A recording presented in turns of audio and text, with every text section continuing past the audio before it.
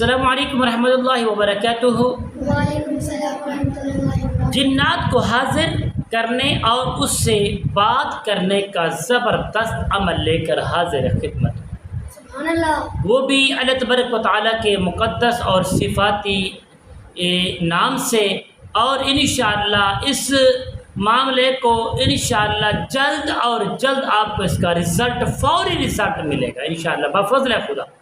ناظرین محترم، آپ کا جو مریض ہے جس کے اوپر جنات ہیں، مسلط کیے گئے ہیں یا کسی نے مسلط کروائے ہوئے ہیں، تو یقیناً وہ بیمار ہے، نہ تو کوئی علاج اسے لگتا ہے، نہ کوئی دوائیوں سے، میڈیسن سے اسے فرق پڑتا ہے، اور نہ ہی عام روٹین کے مطابق جو عاملین تھوڑا زیادہ دم کرتے ہیں نہ اس سے کوئی فرق پڑتا ہے۔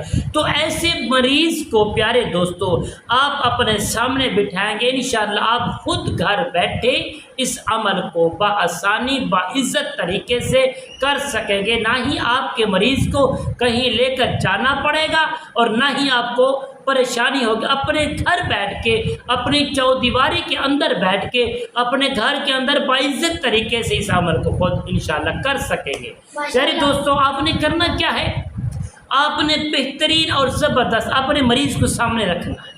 سامنے رکھنے کے بعد پیارے دوست 3 عدد آپ نے لیمو لینے ہیں اور ان کے اوپر آپ نے 3 مرتبہ درود ابراہیم کو پڑھنا ہے۔ پڑھنے کے بعد دم کریں اور اس کے بعد آپ نے پڑھنا ہے ان اللہ سیبتل یا فتاح، یہ بس اتنا 21 مرتبہ پڑھ کر پیارے دوستو آپ پانی کے اوپر دم کریں گے اور لیمو کے اوپر دم کریں گے، اور تیسرا دم جو ہے وہ اپنے مریض کے اوپر دم کریں گے۔